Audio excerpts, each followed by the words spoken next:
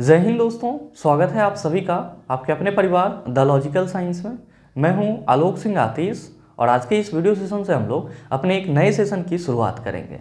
जी हां दोस्तों, आप में से बहुत सारे मित्रों का ये लगातार व्हाट्सएप आ रहा था कि गुरुजी एसएससी, बीपीएससी और बिहार एसआई के लिए साइंस का कुछ पोर्शन यूट्यूब पे होना चाहिए। तो बिल्कुल आज से हम लोग इस तीनों ही परीक्षा के लिए सम्मिलित रूप से साइंस के कुछ इंपॉर्टेंट वन लाइनर को डिस्कस कर रहे होंगे जो आपके एग्जाम के लिए बहुत ही उपयोगी है। साथ ही ध्यान में रखिएगा कि अगर आप सभी वन लाइनर को अच्छे से समझ पाते हैं तो इससे संबंधित जो भी क्वेश्चन पूछे जाएंगे आपके एग्जाम में आप उसको आसानी से हल कर सकते हैं। और जितने भी वन लाइनर मैं आपको करवाऊंगा वे सभी के सभी क्या हैं तो आपके प्रीवियस एग्जाम में पूछे गए क्वेश्चन हैं, चाहे वो एसएससी में पूछा गया हो या फिर बीपीएससी में पूछा गया हो या फिर बिहार एसआई में पूछा गया हो। जो भी वन लाइनर होगा वो आपका इस तीनों ही एग्जाम में पूछे गए प्रीवियस क्वेश्चन के बेस्ड होगा, ताकि आपको आपके एग्जाम में ज़्यादा से ज़्यादा क्वेश्चन टकरा पाए और आप ज़्यादा से ज़्यादा स्कोर कर पाओ। तो आइए बिना अपने समय को गंवाए हुए शुरू करते हैं आज के इस सेशन की और देखते हैं एग्जाम रेलेवेंट क्या कुछ सीख पाते हैं। अब हम लोग डिस्कस कर लेते हैं अपने वन लाइनर की। ध्यान दीजिएगा, आपका पहला पॉइंट क्या है? पहला पॉइंट है कि कैरम बोर्ड खेलते समय पाउडर डालने से घर्षण। मेरे मित्र, आपसे क्वेश्चन भी पूछा जाता है कि कैरम बोर्ड खेलते समय हम लोग जो कैरम बोर्ड पे पाउडर डाल देते हैं उससे घर्षण क्या होता है। आप सभी क्या कहेंगे कि गुरुजी जब कैरम बोर्ड पे स्ट्राइकर आगे नहीं बढ़ पाता है यानी कि रुकना शुरू कर देता है तब हम लोग कैरम बोर्ड के सरफेस को स्मूथ करने के लिए उस पर पाउडर डाल देते हैं। और जैसे ही हम लोग पाउडर डालते हैं तो स्ट्राइकर जो है वो हमारा उड़ने लगता है। इसका मतलब ये हुआ कि कैरम बोर्ड पे आप जैसे ही पाउडर डालते हो कैरम बोर्ड की सतह का जो घर्षण होता है वो क्या हो जाता है? कम हो जाता है। और जाहिर सी बात है कि अगर किसी भी सतह पे घर्षण कम हो जाएगा तो कोई भी वस्तु तेजी से मूव करेगा। तो क्वेश्चन भी तो आपसे वही पूछा जाता है कि कैरम बोर्ड खेलते समय पाउडर डालने से घर्षण क्या होता है। आप सभी कहेंगे कि घर्षण जो है वो कम हो जाता है। घर्षण क्या हो जाता है? कम हो जाता है। मेरे मित्र, आप सभी ध्यान में रखेंगे, अगर आपसे कोई ये पूछ दे कि घर्षण क्या है तो आप सभी क्या कहेंगे कि एक प्रकार का अपोजिटिंग फोर्स है। क्या है? तो एक प्रकार का अपोजिटिंग फोर्स है। बहुत सारे मित्र सोच रहे होंगे कि गुरुजी ये अपोजिटिंग फोर्स का मतलब क्या होता है? इसका मतलब होता है विरोध करने वाला बल। मेरे मित्र, हमेशा ध्यान में रखिएगा कि घर्षण वैसा बल है जो किसी भी वस्तु के गति का क्या करता है? विरोध करता है। और साथ ही साथ सबसे अहम चीज आप सभी ध्यान में रखेंगे कि घर्षण जो है वो सतह के क्षेत्रफल पे डिपेंड नहीं करता है। ये किस पे डिपेंड करता है? तो सर, घर्षण उत्पन्न ही होता है सतह के खुरदरापन के चलते, रफनेस के चलते।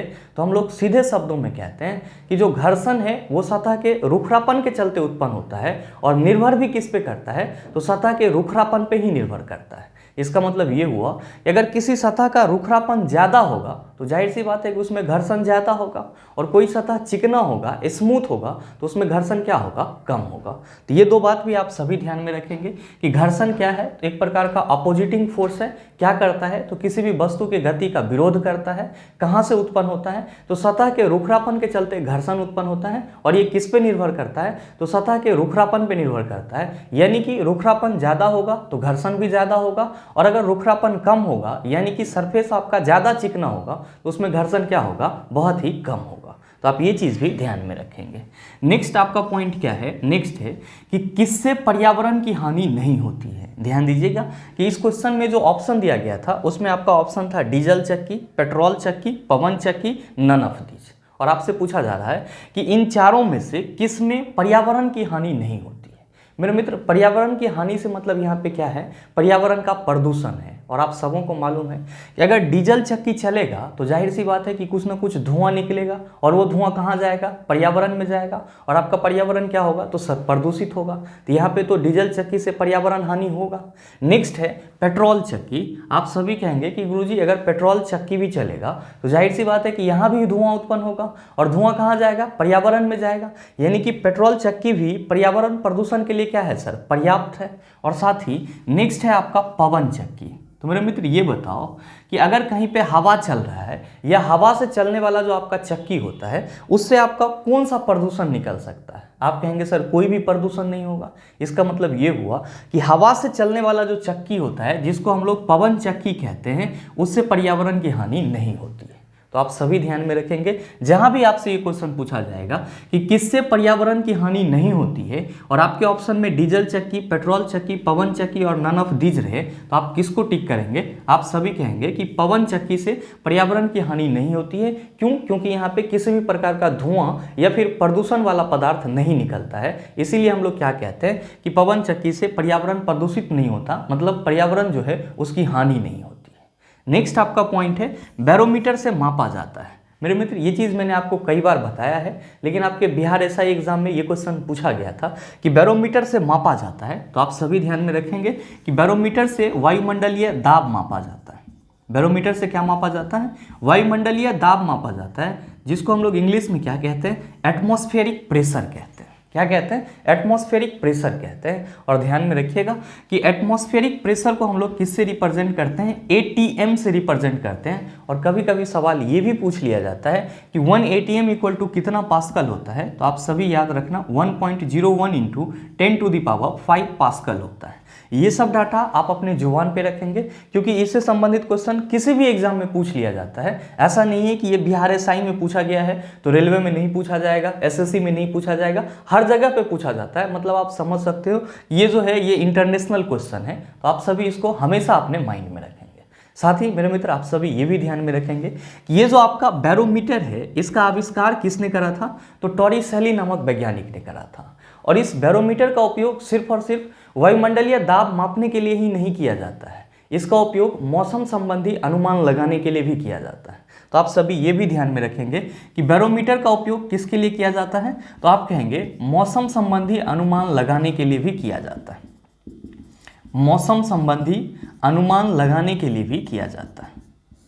अनुमान लगाने के लिए भी किया जाता है किसका? बैरोमीटर का उपयोग। आप कहेंगे कि सर बैरोमीटर से मौसम संबंधी अनुमान हम लोग कैसे लगाते हैं? तो मेरे मित्र, आप सभी ध्यान में रखेंगे कि बैरोमीटर में आपका लिक्विड के रूप में किसका उपयोग किया जाता है? आप सभी याद रखना Hg का उपयोग किया जाता है। यानी कि बैरोमीटर यंत्र में जो आपका तरल पदार्थ रहता है उसमें क्या रहता है? तो गुरुजी पारा रहता है, Hg रहता है।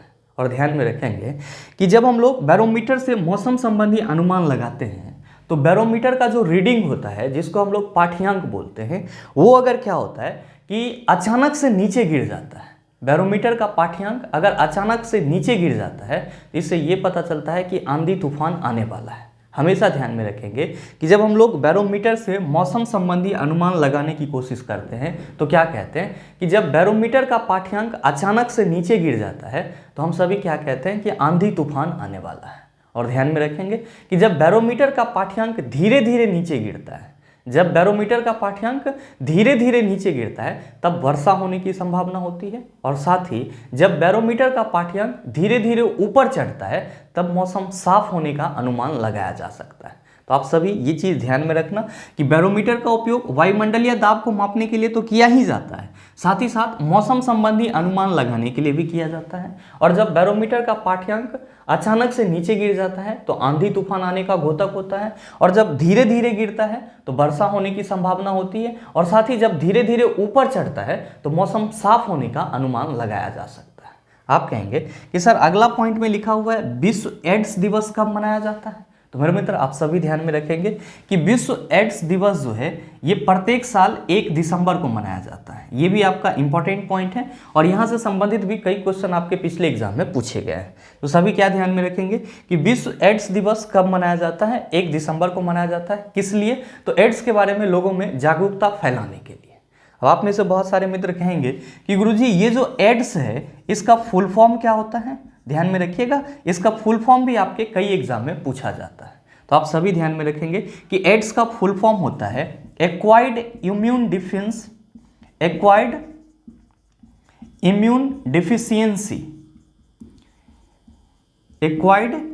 Deficiency syndrome. कोई भी आपसे ये पूछे कि एड्स का फुल फॉर्म क्या होता है, आप कहेंगे एक्वायर्ड इम्यून डिफिशियंसी सिंड्रोम।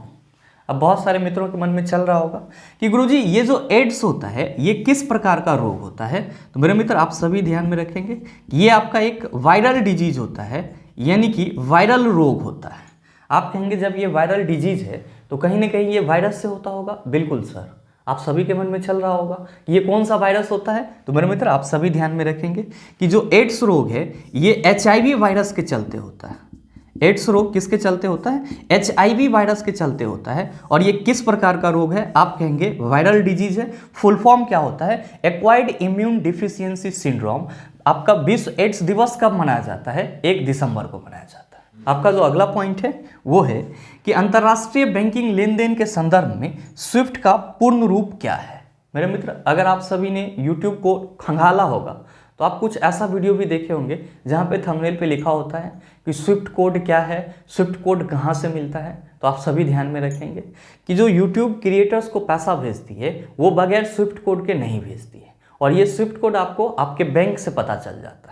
आप कहेंगे सर ये होता क्या है? तो मेरे मित्र आप सभी ध्यान में रखेंगे कि 2 राष्ट्रों के बीच या 2 अलग अलग देशों के बीच में जो बैंकिंग का लेन देन होता है या पैसा का लेन देन होता है वो किसके सहारे होता है? तो सर स्विफ्ट कोड के सहारे होता है। और स्विफ्ट क्या है? तो एक सोसाइटी है जो अंतर्राष्ट्रीय बैंकिंग लेन देन का कार्य देखती है।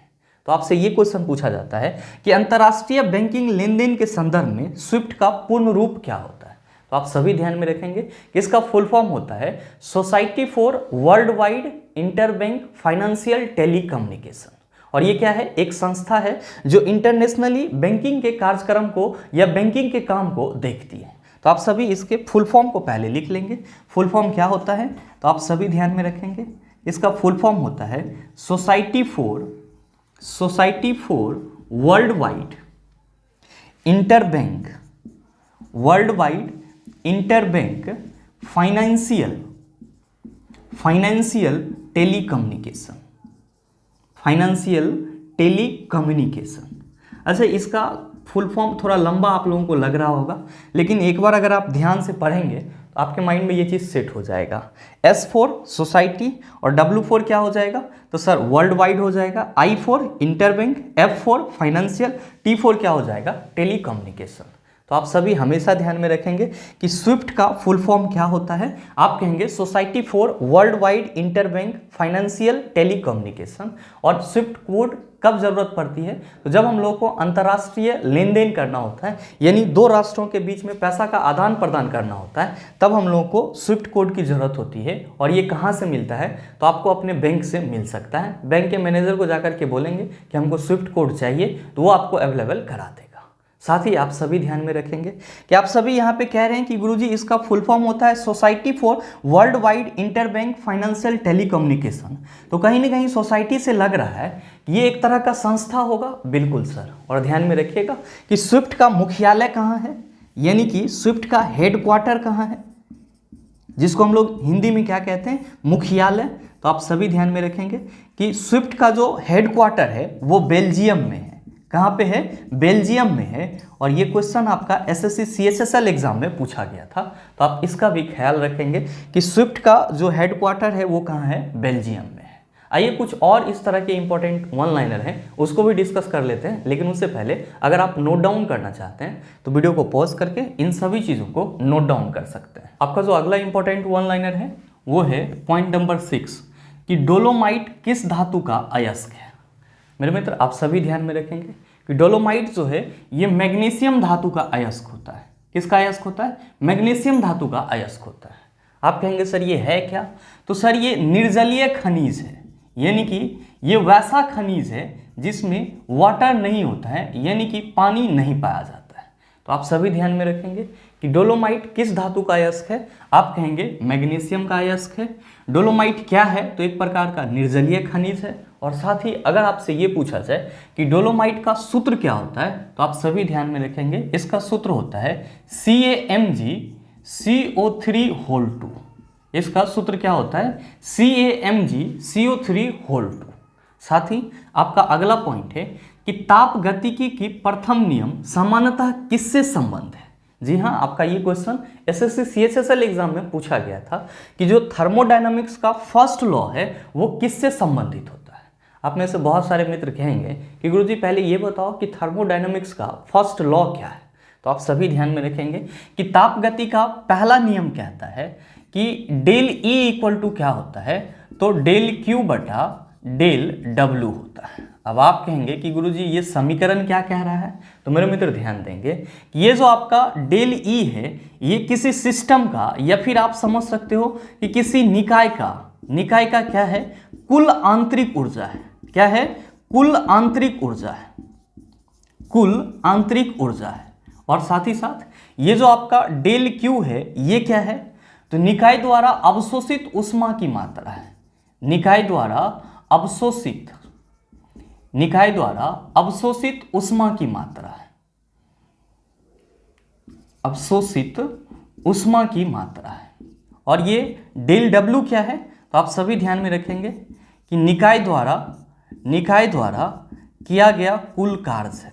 क्या है? निकाय द्वारा किया गया कुल कार्य है। इसका मतलब ये हुआ कि जो आपका ताप गतिकी का प्रथम नियम है वो क्या कहता है, तो वो कहता है कि किसी भी निकाय का जो कुल आंतरिक ऊर्जा होता है वो किसके बराबर होता है, तो उस निकाय द्वारा जितना ऊष्मा ऊर्जा अवशोषित की जाती है और उस निकाय द्वारा जितना कार्य किया जाता है दोनों के योग के बराबर होता है। मतलब साफ है कि ताप गतिकी का प्रथम नियम ये कहता है कि किसी भी निकाय का जो कुल ऊर्जा होता है वो क्या होता है, संरक्षित होता है। किस रूप में, तो डेल ई इक्वल टू होता है del Q plus del W, जहां पे डेल ई क्या है, तो निकाय का कुल आंतरिक ऊर्जा है। ये किसके बराबर होता है, तो निकाय द्वारा कार्य को करने के लिए जितना ऊष्मा मात्रा अवशोषित किया जाता है और निकाय द्वारा जितना कुल कार्य किया जाता है दोनों के योग के बराबर होता है। मतलब साफ है कि किसी भी निकाय का जो कुल ऊर्जा होगा वो क्या होगा, तो हर एक कंडीशन में संरक्षित रहेगा। मेरे मित्र यही चीज आपका कौन सा नियम कहता है, तो आप कहेंगे कि सर आपके स्टेटमेंट बोलने से ही लग रहा है कि कहीं ना कहीं ताप गतिकी का जो प्रथम नियम है ये ऊर्जा संरक्षण सिद्धांत से क्या है, संबंधित है। क्यों? क्योंकि आप सभी कहते हैं कि ऊर्जा संरक्षण सिद्धांत भी तो यही कहता है कि ऊर्जा ना तो उत्पन्न किया जा सकता है और ना ही नष्ट किया जा सकता है, सिर्फ और सिर्फ इसको एक रूप से दूसरे रूप में रूपांतरित किया जा सकता है। तो जब ऊर्जा संरक्षण सिद्धांत कहता है ऊर्जा ना उत्पन्न हो सकती है और ना ही नष्ट, इसको सिर्फ एक रूप से दूसरे रूप में बदला जा सकता है, तो जाहिर सी बात है कि किसी भी सिस्टम का जो टोटल एनर्जी होगा वो क्या होगा, कंजर्व होगा, यानी कि संरक्षित होगा। और यही सेम चीज का एक्सप्लेनेशन कौन कर रहा है, तो ताप गतिकी का प्रथम नियम कर रहा है। तो आपसे जो क्वेश्चन पूछा जाता है कि ताप गतिकी की प्रथम नियम सामान्यतः किससे संबंधित होता है, आप सभी क्या कहेंगे, ऊर्जा संरक्षण सिद्धांत से संबंधित होता है। किससे संबंधित होता है, ऊर्जा संरक्षण सिद्धांत से संबंधित होता है। और मेरे मित्र ध्यान में रखेंगे कि जितने भी ऊर्जा रूपांतरण करने वाले यंत्र हैं, जैसे कि आपका जो बैटरी होता है उसमें कौन सा एनर्जी स्टोर होता है, केमिकल एनर्जी, और ये किस में बदल जाता है, तो सर इलेक्ट्रिकल एनर्जी में बदल जाता है। तो बैटरी भी आपका क्या है, ऊर्जा रूपांतरण यंत्र है। और इस तरह के बहुत सारे ऐसे डिवाइसेस हैं जो एनर्जी के एक फॉर्म से दूसरे फॉर्म में क्या करता है, बदलते रहता है। तो आप सभी ध्यान में रखेंगे कि जितने भी ऊर्जा रूपांतरण यंत्र हैं सब के सब किस सिद्धांत पर कार्य करते हैं, ऊर्जा संरक्षण सिद्धांत पर कार्य करते हैं। किस सिद्धांत पे कार्य करते हैं, ऊर्जा संरक्षण सिद्धांत पे कार्य करते हैं। साथ ही आपका अगला पॉइंट क्या है, अगला पॉइंट है कि प्लैंक नियतांक का बीमा होता है। मेरे मित्र आप सभी कहेंगे कि पहले ये बताओ कि प्लैंक नियतांक क्या है, तो आप सभी ध्यान में रखेंगे कि प्लैंक नियतांक को हम लोग H से रिप्रेजेंट करते हैं और इंग्लिश में इसको हम लोग प्लैंक कांस्टेंट भी कहते हैं। और H इक्वल टू क्या होता है, तो H इक्वल टू होता है E बटा न्यू, जहाँ पे E क्या है, तो आप सभी ध्यान में रखेंगे कि E आपका ऊर्जा है और न्यू क्या है, तो आवृत्ति है। क्या है, आवृत्ति है। इसका मतलब ये हुआ कि ऊर्जा और आवृत्ति के अनुपात को हम लोग क्या कहते हैं, प्लैंक नियतांक कहते हैं या फिर प्लैंक कांस्टेंट कहते हैं। आपसे क्वेश्चन पूछा जाता है कि प्लैंक नियतांक का बीमा होता है, तो आप सभी क्या कहेंगे कि गुरुजी यहाँ पे जब आप सूत्र कह रहे हो कि E बटा न्यू होता है, ऊर्जा बटा आवृत्ति होता है, तो जाहिर सी बात है कि ऊर्जा का जो बीमीय सूत्र होगा और आवृत्ति का जो बीमीय सूत्र होगा उसको हम लोग कैलकुलेट कर लेंगे तो प्लैंक नियतांक का बीमा निकल जाएगा। बिल्कुल सर। और ध्यान में रखिएगा कि यहाँ पे ऊर्जा के लिए हम लोग बीमीय सूत्र क्या लिखते हैं, आप कहते हैं सर कई बार याद किए हैं, ml² T⁻⁻²। और साथ ही आपका जो आवृत्ति होता है इसके लिए हम लोग बीमीय सूत्र क्या लेते हैं, तो आप सभी कहते हैं कि गुरुजी T⁻⁻1 लेते हैं। आपको क्या करना है, तो इस T⁻⁻1 को ऊपर ले जाना है। तो आप सभी क्या कहेंगे कि गुरुजी जब हम लोग इसको ऊपर ले जाएंगे तो सीधे कहेंगे कि इसमें जो हमारा ऊपर में T⁻⁻2 है उसमें से एगो T हमारा माइनस हो जाएगा। और जब आप ऊपर के फॉर्मूला में से एक T को माइनस कर देंगे इसको ऊपर ले जाने के बाद, तो आपका कैलकुलेशन क्या आएगा, ml² और T⁻⁻1। और यही आपका क्या हो जाता है, तो प्लैंक कांस्टेंट के लिए बीमीय सूत्र हो जाता है। तो आप चाहें तो इसको सीधे याद रख सकते हैं या फिर इस रूप में भी याद रख सकते हैं। ध्यान दीजिएगा, यहाँ पे कंफ्यूज नहीं होना है। हमने बोला कि t⁻⁻1 को ऊपर ले जाएंगे तो ml² t⁻⁻2 है, ये आपका क्या है, तो सर नीचे डिवाइड है, ऊपर ले जाएंगे गुना में जाएगा, तो ये क्या हो जाएगा, t⁻1 हो जाएगा। आप बताइए कि प्लस माइनस क्या होता है, माइनस होता है, तो दो में से एक जाएगा तो क्या हो जाएगा, तो गुरुजी -1 बचेगा। वही चीज हमने यहाँ पे लिखा है, क्या लिखा है, ml² t⁻⁻1। तो आप ये चीज भी ध्यान में रखेंगे कि प्लैंक नियतांक का बीमीय सूत्र ml² t⁻⁻1 होता है। अगर आपको वो चीज न याद रहता है सीधे सीधे, तो ऊर्जा बटे आवृत्ति निकाल लेंगे और ऊर्जा का जो बीमीय सूत्र होगा और जो आवृत्ति का बीमीय सूत्र होगा दोनों को रख देंगे और बस इस तरह से गुना कर लेंगे, आपका आंसर आ जाएगा।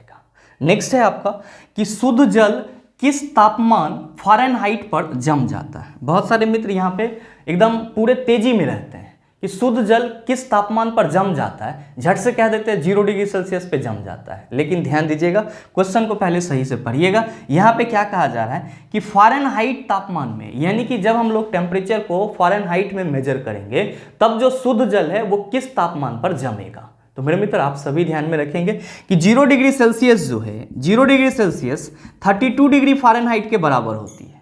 और इसीलिए हम लोग यहाँ पे क्या कह सकते हैं कि शुद्ध जल किस तापमान फ़ारेनहाइट पर जम जाता है, तो हम कहेंगे 32 डिग्री फ़ारेनहाइट पे जम जाता है। और ध्यान में रखिएगा कि जिस तरह हम लोग कहते हैं कि गुरुजी डिग्री सेल्सियस में न्यूनतम तापमान 0 डिग्री सेल्सियस होता है और ये कितना के बराबर होता है, 32 डिग्री फ़ारेनहाइट के बराबर होता है, तो हम लोग ये भी तो कह सकते हैं कि डिग्री फ़ारेनहाइट में न्यूनतम टेम्परेचर कितना होगा, 32 डिग्री फ़ारेनहाइट। और साथ ही जिस तरह हम लोग ये कहते हैं कि डिग्री सेल्सियस में 100 डिग्री सेल्सियस मैक्सिमम टेम्परेचर होता है, तो डिग्री फ़ारेनहाइट में मैक्सिमम टेम्परेचर क्या होगा। तो मेरे मित्र आप सभी ध्यान में रखेंगे कि 0 डिग्री सेल्सियस 32 डिग्री फ़ारेनहाइट के बराबर होता है और 100 डिग्री सेल्सियस जो है वो 212 डिग्री फ़ारेनहाइट के बराबर होता है। तो आपका डिग्री फ़ारेनहाइट में जो मैक्सिमम टेम्परेचर होगा वो कितना होगा, तो गुरुजी 212 डिग्री फ़ारेनहाइट हो जाएगा। तो आप ये चीज़ भी ध्यान में रखेंगे। साथ ही आप सभी का जो अगला पॉइंट है वो है कि कौन सा अंग ग्लाइकोजन को ग्लूकोज में बदलता है एवं रक्त को शुद्ध करता है। मेरे मित्र आप सभी कहेंगे कि सर ये बताओ कि ग्लाइकोजन क्या होता है। तो आप सभी ध्यान में रखिएगा कि जब आप खाना खाते हैं तो वो खाना डाइजेस्ट होने के बाद किस में बदल जाता है, तो ग्लूकोज में बदल जाता है। और जिस ग्लूकोज का उपयोग आपके शरीर के द्वारा नहीं हो पाता है वो ग्लूकोज ग्लाइकोजन के रूप में संग्रहित कर लिया जाता है। किसके द्वारा, यकृत के द्वारा। और जब कभी भी आपके बॉडी को एक्सटर्नल सोर्स से ग्लूकोज नहीं मिल पाता है तो यकृत क्या करता है, तो जो ग्लूकोज को उन्होंने ग्लाइकोजन के रूप में संचित करा है उसको वो फिर से ग्लूकोज में बदल देता है और आपके शरीर को दे देता है ताकि आपका जो शरीर है वो सुचारू रूप से कार्य कर सके। तो आपसे जो क्वेश्चन पूछा जा रहा है कि कौन सा अंग ग्लाइकोजन को ग्लूकोज में बदलता है और रक्त को शुद्ध करता है, तो आप सभी कहेंगे कि सर अभी तो आपने जस्ट बताया कि जो यकृत है वो बचे हुए ग्लूकोज को ग्लाइकोजन के रूप में स्टोर कर लेता है।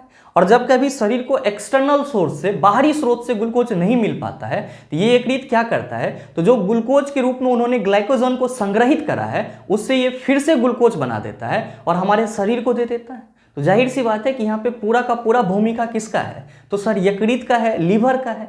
तो आपसे जो क्वेश्चन पूछा जा रहा है उसका आंसर क्या होगा, आप कहेंगे यकृत।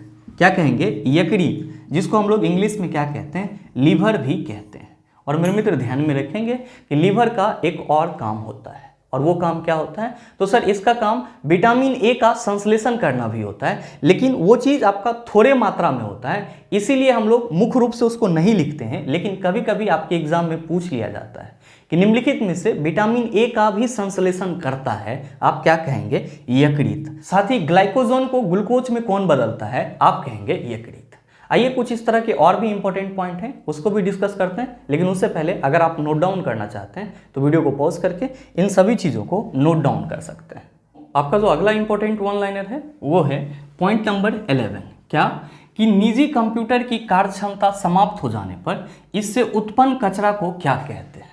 मेरे मित्र आपसे क्वेश्चन करा जाता है कि जो निजी कंप्यूटर होता है, जिसको हम लोग पर्सनल कंप्यूटर भी बोलते हैं, जब वो पूरी तरह से ख़त्म हो जाता है, यानी कि जब उसकी कार्य क्षमता समाप्त हो जाती है, तब जो उससे उत्पन्न कचरा होती है उसको क्या बोला जाता है। तो आप सभी यहाँ पे ध्यान में रखेंगे कि सिर्फ निजी कंप्यूटर ही नहीं, सिर्फ पर्सनल कंप्यूटर ही नहीं, जितने भी इलेक्ट्रॉनिक गैजेट हैं, जितने भी आपका इलेक्ट्रॉनिक सामान है, अगर उन सभी की कार्य क्षमता समाप्त हो जाती है तो वो आपके लिए क्या हो जाता है, तो गुरुजी कचरा हो जाता है, उसका हमारी डेली लाइफ में कोई यूज नहीं होता है। मेरे मित्र, आप सभी ध्यान में रखेंगे कि किसी भी इलेक्ट्रॉनिक सामान के खराब होने के चलते जो कचरा उत्पन्न होती है उसको क्या बोला जाता है, ई कचरा बोला जाता है। क्या बोला जाता है, ई कचरा बोला जाता है। तो आपसे जो क्वेश्चन करा जा रहा है कि निजी कंप्यूटर की कार्य क्षमता समाप्त हो जाने पर इससे उत्पन्न कचरा को क्या कहते हैं, आप कहेंगे ई कचरा कहते हैं। और ध्यान में रखिएगा कि ई कचरा को हम लोग फुल फॉर्म में क्या कहते हैं, तो गुरुजी इसी को हम लोग इंग्लिश में इलेक्ट्रॉनिक वेस्ट कहते हैं। क्या कहते हैं, इलेक्ट्रॉनिक वेस्ट कहते हैं।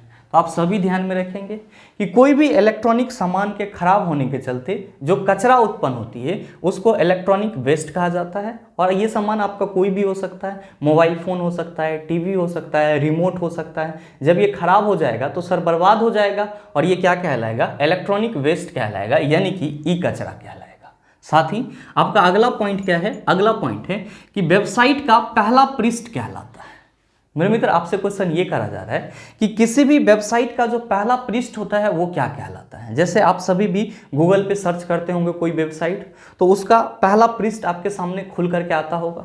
मेरे मित्र, आप सभी ध्यान में रखेंगे कि किसी भी वेबसाइट का जो पहला पृष्ठ होता है उसको होम पेज बोला जाता है। क्या बोला जाता है, होम पेज बोला जाता है। तो आप सभी इस चीज़ को हमेशा कंठाग्र कर लेंगे, या अगर आप अपने मोबाइल में कोई भी वेबसाइट खोलते हैं तो वेबसाइट का जो पहला पृष्ठ खुलता है वो वेबसाइट का क्या होता है, होम पेज होता है। ध्यान दीजिएगा, आपके एग्जाम में आपको भरमाने के लिए ऑप्शन में क्या सब दे दिया जाता है, तो होम पेज दे दिया जाता है, डाउन पेज दे दिया जाता है, मेन पेज दे दिया जाता है और साथ ही नन ऑफ दीज दे दिया जाता है। तो आपको यहाँ पे परेशान नहीं होना है। किसी भी वेबसाइट का जो पहला पृष्ठ होगा वो क्या होगा, होम पेज होगा। जैसे आप अपना फ़ोन चलाते हैं तो फ़ोन के जब लॉक को आप खोलते हैं तो आपको क्या खुलता है, तो सर फ़ोन का जो होम पेज है वो खुल जाता है।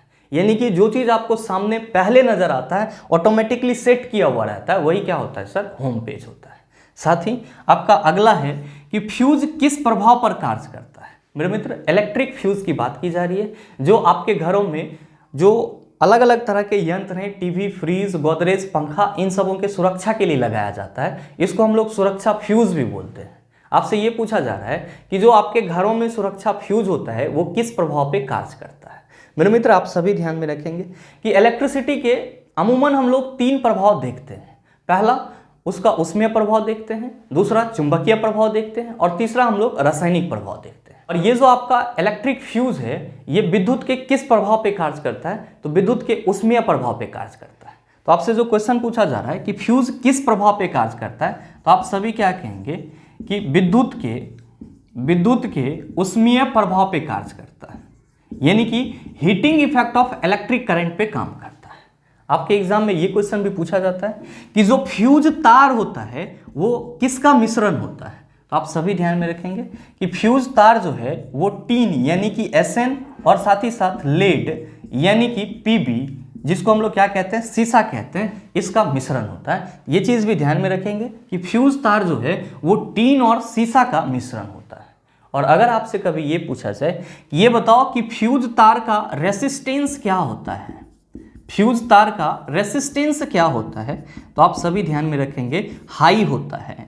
और फ्यूज तार का मेल्टिंग पॉइंट क्या होता है, तो आप सभी याद रखना कि इसका मेल्टिंग पॉइंट यानी कि जो गलनांक बिंदु होता है वो लो होता है। तो आप सभी क्या कहेंगे कि हमारे घर में जो सुरक्षा फ्यूज है वो विद्युत धारा के उष्मीय प्रभाव पे कार्य करता है। सुरक्षा फ्यूज का जो तार होता है वो शीशा और साथ ही साथ टीन का मिश्रण होता है जिसका रेसिस्टेंस हाई होता है, जबकि गलनांक बिंदु यानी कि मेल्टिंग पॉइंट क्या होता है, लो होता है। साथ ही आपका अगला पॉइंट है कि विज्ञान दिवस मनाया जाता है। मेरे मित्र, विज्ञान दिवस 28 फरवरी को मनाया जाता है और अभी जो आपका 28 फरवरी बीता है वो दिन आपका क्या था, विज्ञान दिवस का था। तो आप सभी इसको भी अपने माइंड में रखेंगे कि जो आपका विज्ञान दिवस है वो हर साल 28 फरवरी को मनाया जाता है। बहुत सारे मित्र कहेंगे क्यों मनाया जाता है, तो मेरे मित्र ध्यान में रखेंगे कि रमन इफेक्ट के खोज के चलते या रमन इफेक्ट को याद रखने के लिए हम लोग हर साल 28 फरवरी को क्या करते हैं, विज्ञान दिवस मनाते हैं। ध्यान में रखेंगे कि रमन इफेक्ट को हम लोग हिंदी में क्या कहते हैं, रमन प्रभाव कहते हैं।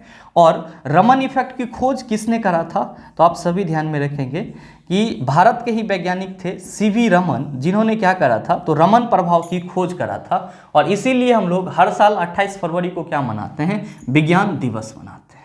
साथ ही ध्यान देंगे कि आपका नेक्स्ट है कि जो KR 3686 है और जो आपका RB 3787 है, इसे क्या कहा जाता है। यानी कि ये जो आपका KR है और RB है, इस दोनों को क्या कहा जाता है।